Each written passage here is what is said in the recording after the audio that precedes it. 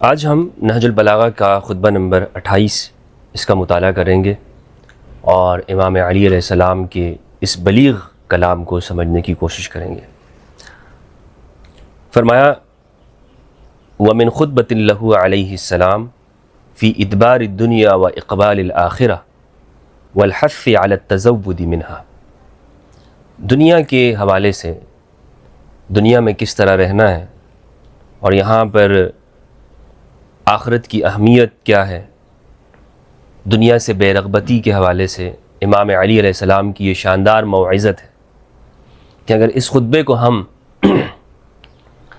سمجھ لیتے ہیں اور اپنی زندگی کا حصہ بنا لیتے ہیں تو دنیا کے مکر و فریب، دنیا کی چالوں اس سے آگاہی ہوگی اور آخرت کی جانب رغبت ہوگی، اور دنیا میں جتنے بھی جو مشکلات ہیں سماجی جو رویوں کے اعتبار سے ہیں اس کو ہم سمجھنے کی ایک طاقت ہمیں حاصل ہوگی۔ اور پھر آپ دیکھ لیں کہ اسی دنیا کے اندر جنگیں ہوتی ہیں اور اس کے اسباب کیا ہیں؟ ہر سبب کے پیچھے ایک مال ہے، مال اصل میں سبب ہے، اقتصادیات وجوہات ہیں، اور رسول اللہ صلی اللہ علیہ وآلہ وسلم نے اس امت کے لیے خاص طور پر فرمایا کہ مجھے تم پر شرک کا خوف نہیں ہے، صحیح بخاری کی روایت ہے، لیکن مجھے یہ تمہارے اوپر جو خوف ہے وہ دنیا کے حوالے سے ہے کہ تم اس میں ایک دوسرے کے اوپر سبقت کرنے لگو گے۔ آج مسلمانوں کی حالت یہی ہے، مسلمانوں میں جو اتحاد نہ ہونے کی وجہ ہے وہ اسی دنیا کی محبت ہے، مسلمانوں میں تفریقے کی وجہ یہی معاشی جھگڑے ہیں، تو اس کو سمجھنا ضروری ہے۔ فرماتے اما بعد فإن الدنیا قد ادبرت، امام فرماتے ہیں کہ دنیا وہ پیٹھ پھیر چکی، وآذنت بوداع، اور اس نے اعلان کر دیا الوداع کا۔ آذنت اذان اسی سے ہے، آذن یوزن ایذانا کا معنی ہوتا ہے اعلام، خبر دینا، اذن اجازت دینا، تو اذان اعلان کرنے کو کہتے ہیں۔ تو امام کہتے ہیں کہ اس نے الوداع کہنے کی، دنیا نے الوداع کہنے کا اعلان کر دیا ہے۔ مفتی محمد عبداللہ رحمہ اللہ اس پہ حاشیے میں کہتے ہیں آذنت ای اعلمت وإذانها بالوداع انما هو بما اودع في طبيعتها من التقلب والتحول، فأول نظرة من العاقل إليها يحصل له اليقين بفنائها وانقضائها وَلَيْسَ وَرَاءَ الدُّنْيَا إِلَّا الْآخِرَةِ۔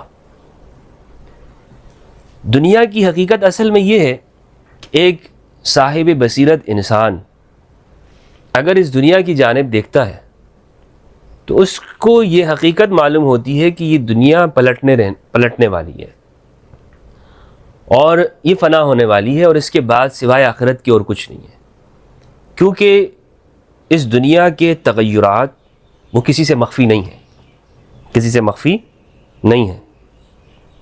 تو جیسے ہی آپ یعنی اس دنیا کے چہرے کی جانب نگاہ ڈالیں تو اس کی حقیقت معلوم ہو جائے گی، اور بصیرت اسی کو کہتے ہیں کہ ایک نظر سے ہی آپ کو حقیقت کا علم ہو جاتا ہے۔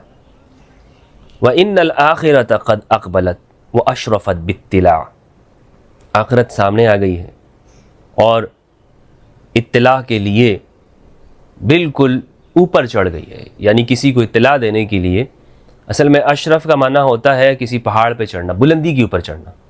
تو دنیا چیخ چیخ کر بلندی پہ چڑھ کے کہہ رہی ہے کہ بھائی آخرت دنیا کو بتا رہی ہے کہ میں جانے والی ہوں، آخرت بلندی پہ چڑھ کر وہ اپنے جانے کا اعلان کر رہی ہے۔ الا وان الیوم المدوار، امام کہتے ہیں سن لو آج مزمار کا دن ہے۔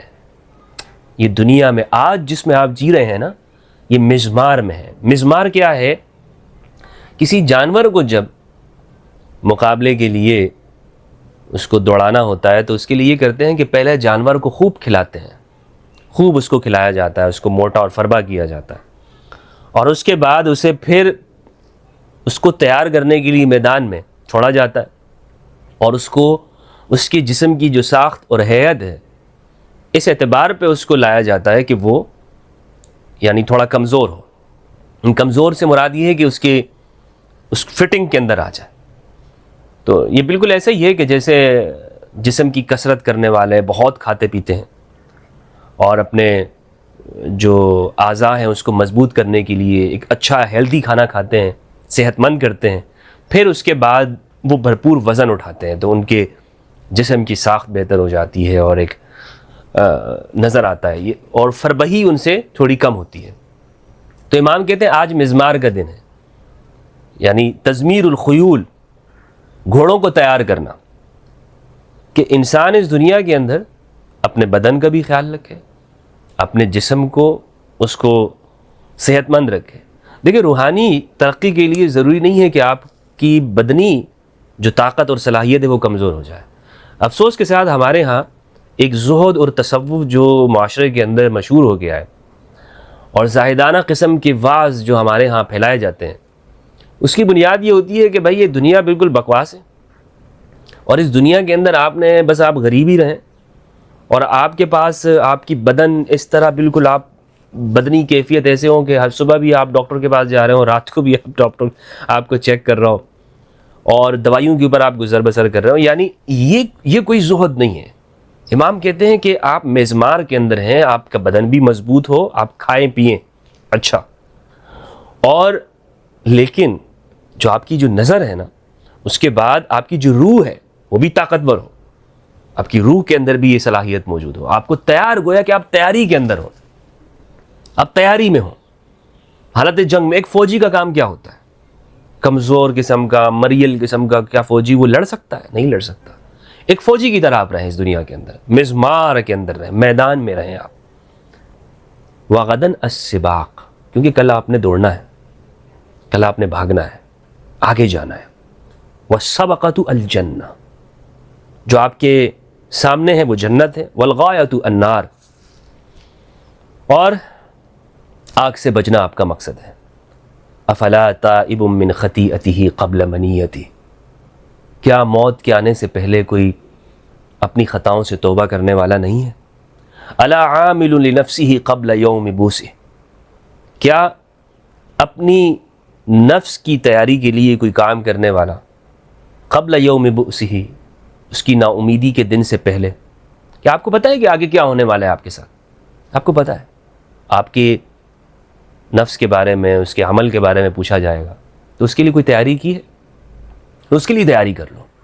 اور اس کے لیے تیاری کیا ہے کہ جب تم اس دنیا کے اندر آج کے دن کو مزمار سمجھو گے, اس کو بکواس نہیں سمجھو گے, اس میں جو دن جس لمحے کے اندر تم زندگی گزار رہے ہو وہ کس طرح تمہاری زندگی گزر رہی ہے, کیسے تم اس کے اندر اپنے سب شب و روز کو بسر کرتے ہو. فوجی کی طرح, ایک ٹرینڈ شخص کی طرح, کہ بس ابھی ہی الارم بجا اور آپ نے فوراً اپنا لباس پہننا ہے اور آپ نے نکلنا ہے, آپ نے آگے بڑھنا ہے, اور ہر وقت چوکنا رہنا. تو دنیا کے خطرات سے چوکنا رہنا, یہ ہے بہترین تصوف. دنیا کا جو تصوف ہے ان تو لوگوں نے پیش کیا ہے, بس بالکل خاموش, چپ, کسی چیز کا پتہ نہیں ہے, یوں بس ہر وقت آپ لوگوں کو بتاتے رہیں کہ یہ کلر پہنو, یہ کرو, یہ گھڑی انگوٹھی پہنو, اس طرح کا دھاگا پہن لو, اس طرح کا وہ پہن لو, یعنی بیوقوف بنانا لوگوں کو. الا وانکم فی ایام عمل, خبردار تم دنیا کے اندر, الا وانکم فی ایام عمل, دنیا میں تم امیدوں میں پڑے ہوئے ہو. من ورائہ اجل, اس کے بعد ایک مہلت ہے, ایک وقت ہے. استاد کہتے ہیں مفتی اعظم مفتی عبداللہ رحمہ اللہ, حاشیہ نمبر 6 میں, یرید العمل فی البقاء واستمرار الحیات, تم دنیا میں لمبے لمبے تان کے سونا چاہتے ہو. فمن عمل فی ایام عملہ قبل حضور اجلہ, جس نے دنیا میں اپنی اس مہلت کے وقت میں کام کیا اور اختتام سے پہلے, اجل کے آنے سے پہلے, نفعہ عملہ, اس کا عمل اسے فائدہ دے گا. ولم یضرہ اجلہ, اور اس کو نقصان نہیں ہوگا. ومن قصر فی ایام عملہ, جس نے اپنی ان دنوں کے اندر جس میں سپنے دیکھنے کا ٹائم ہوتا ہے, جس میں لمبی لمبی پلاننگ کرنے کا وقت ہوتا ہے, اس میں تقصیر کر لی, اس میں کوتاہی کر لی. ہماری پوری زندگی پلاننگ کرنے میں گزر جاتی ہے, آنے والے وقت کے اعتبار سے, آپ دیکھیں ہمارے ہاں بچوں کو ہم اسکول میں بھیجتے ہیں، ماں باپ پہلے پلاننگ کرتے ہیں، پھر بچے ان کے ذہنوں میں ہم یہ بات ڈالتے ہیں کہ بیٹا آپ نے یوں پلاننگ کرنا ہے معیشت کے اعتبار سے۔ نوجوانوں کی پلاننگ آپ دیکھ لیں، تعلیم کے بعد ڈگری مل گئی تو اچھی کمپنی میں جاب، گھر اچھا ہو، گاڑی اچھی ہو، اچھی بیگم خوبصورت ساتھی ساتھ میں مل جائے، اور اس اعتبار سے یہ پلاننگ ہوتی ہے۔ لیکن یہ پلاننگ کس دنیا کے اعتبار سے ہے؟ میں یہ نہیں کہہ رہا ہوں کہ یہ مذمت والی، اور نہ ہی امام فرما رہے ہیں کہ یہ قابل مذمت ہے کہ آپ دنیا کی بہتری کی سوچ رکھیں۔ امام یہ فرماتے ہیں کہ مقصد تمہارا کیا ہے، تمہاری جو غایت ہے وہ آگ سے بچنا ہے، تمہارا جو مقصد ہے نگاہ، دنیا میں یہ ساری چیزیں حاصل کر لیں، آپ پلاننگ کر لیں، لیکن کیا غایت تمہاری جنت ہے، اللہ کی رضا ہے، اللہ سے ملاقات اور اللہ کی محبت ہے یا نہیں؟ بہت سارے درویشی میں شیطان ہوتے ہیں، اور بہت سارے بظاہر جنہیں ہم دنیا دار کہتے ہیں، دنیا پرست کہتے ہیں، اس لباس کے اندر اللہ کی غایت میں جنت کے مشتاق ہوتے ہیں، اور اس کا مشاہدہ ہم اپنے معاشرے میں کرتے رہتے ہیں۔ اس لیے ضرورت یہ ہے کہ امام نے جو دنیا سے بے رغبتی کی جو تعلیم دی ہے وہ جامع ہے۔ امام فرماتے ہیں جس نے اپنی اس دنیا کی امیدوں کے وقت میں موت کے آنے سے پہلے کیا کیا، پلاننگ نہ کی، آخرت کی پلاننگ، فقد خسر عملہ وضرہ اجلہ، اس کا عمل برباد ہو گیا، اس کی آخرت ضائع ہو گئی۔ الا فاعملوا فی الرغبۃ کما تعملون فی الرہبہ۔ امام کہتے ہیں کہ خوشی کے وقت میں وہ کام کرو کہ جو تم خوف کے وقت میں کرتے ہو۔ لیکن توازن ایسے پیدا ہوگا۔ ایک شخص ہے وہ کہتا ہے کہ یعنی جو بات میں آپ سے کہہ رہا ہوں کہ دنیا میں آپ دنیا کو بھلے حاصل کریں، کوئی مسئلہ نہیں ہے، آپ اچھی زندگی آپ کی ہو، اچھا گھر، اپنے آپ کو مضبوط رکھیں، اچھی بیگم، خوبصورتی انسانی فطرت کا حصہ ہے، اور دنیا میں جو زندگی ہوتی ہے جس طرح آپ خوش رہیں زندگی میں۔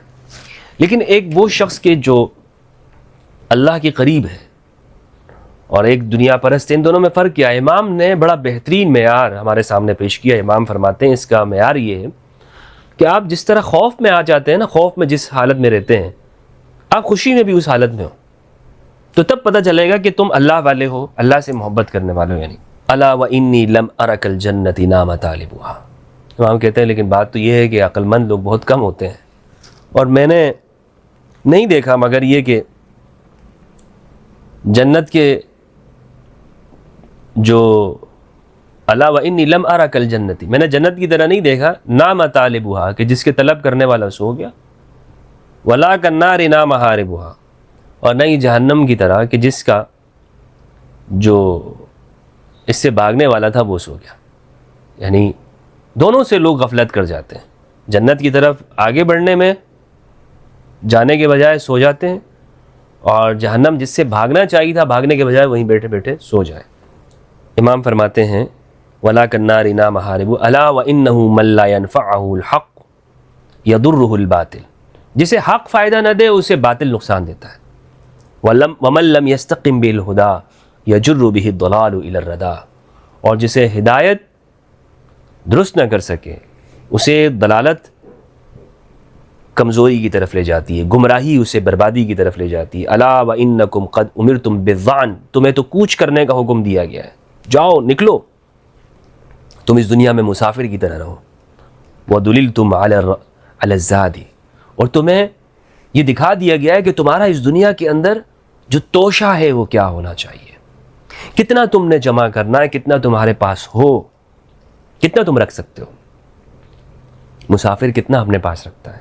کیا مسافر اپنے ساتھ پورا گھر کی تجوری اٹھا کے لے کے جا رہا ہوتا ہے، اپنی گاڑی اپنے کندھے پہ رکھ لیتا ہے؟ نہیں، اس کے پاس کتنا ہوتا ہے؟ تم اس دنیا میں ایک مسافر کی طرح ہو۔ وَإِنَّ أَخْوَفَ مَا أَخَافُ عَلَيْكُمُ اثْنَتَانِ، مجھے تم پر دو باتوں کا خوف ہے۔ امام کیا کہتے ہیں؟ مجھے دنیا میں تمہارے اوپر دو چیزوں کا بہت بڑا خوف ہے، اتباع الہوى وطول الامل، کہ تمہاری خواہشوں کی پیروی، تم خواہشوں کی پیروی کرو گے، اور لمبی لمبی امیدیں بنانا، لمبے لمبے اپنی زندگی کا 50 سال پہلے کا پلان بنانا، اور اس کے لیے تگ و دو کرنا۔ فَتَزَوَّدُوا فِي الدُّنْيَا مِنَ الدُّنْيَا مَا تُحْرِزُونَ بِهِ أَنفُسَكُمْ غَدًا، دنیا میں دنیا سے زیادہ اپنا توشہ بناؤ کہ جس سے تم اپنے کل کی حفاظت کر سکو۔ امام کہتے ہیں ایسا نہیں ہے کہ تم اپنی زندگی کو اس میں دنیا نہیں کما سکتے، یا دنیا کے لیے تم محنت نہیں کر سکتے، کرو، اسی دنیا سے کمائی حاصل کرو، اسی دنیا میں رہ رہے ہو، دنیا کماؤ۔ فَتَزَوَّدُوا فِي الدُّنْيَا، دنیا میں اپنے لیے جینے کا سامان بناؤ، من الدنیا، اسی دنیا سے حاصل کرو۔ کتنا کتنا حاصل کریں امام؟ ما تحرزون به انفسکم غدا، جتنے پہ کل اپنے آپ کو بچا سکو۔ کیا ہے؟ کل جس کا جواب دے سکو، کل جس پر اپنے آپ کو تم کہہ سکو کہ پروردگار میں نے یہ جو حاصل کیا ہے، جتنا میرے پاس ہے، یہ حلال ذرائع سے، میں نے تیرے دین کو نہیں بیچا، میں نے پروردگار تیرے لوگوں کو کے لیے جھوٹ نہیں بولا، ان کا استحصال نہیں کیا، پروردگار میں نے جھوٹ کر کے یہ کمائی نہیں کی ہے۔ یہ امام کا فرمان ہے۔ شریف رضی رحمہ اللہ اس پر کہتے ہیں کہ اقول لو کان کلام یأخذ بالاعناق الى الزہد فی الدنیا ویضطر الى عمل الآخرۃ لکان ھذا الکلام، اگر دنیا میں آپ پارسائی حاصل کرنا چاہتے ہیں اور کوئی کلام ہے نا کہ جو آپ کو آخرت کی جانب رغبت دلائے اور دنیا سے بے رغبتی، تو یہ کلام ہے کہ جس کی جانب گردنوں کو اٹھنا چاہیے۔ اس کو سنیں، اس کلام کو، اور میں آپ کو کہنا چاہوں گا کہ خطبہ نمبر 28 کو نہج البلاغہ میں اس کا مطالعہ ضرور کیجیے گا۔